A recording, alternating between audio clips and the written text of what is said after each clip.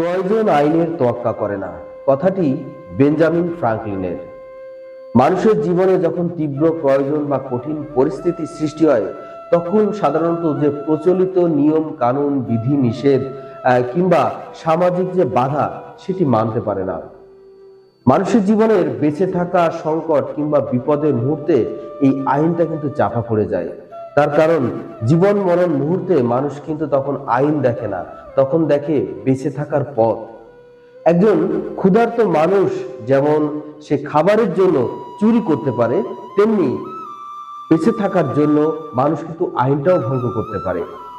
এই যে প্রয়োজন এবং বাস্তবতা কখনো কখনো আইনকেও অতিক্রম করে। সুতরাং আইন যখন সৃষ্টি করা হয়, তখন এই বাস্তবতা কিংবা মানবিকতা এগুলোর দিকেও খেয়াল রাখতে হয়। সুতরাং আমার কথা নয়, মনীষীদের এই কথাগুলো মেনে চলুন, আপনার জীবনের হিসাবটাই বদলে যাবে। ইয়েস।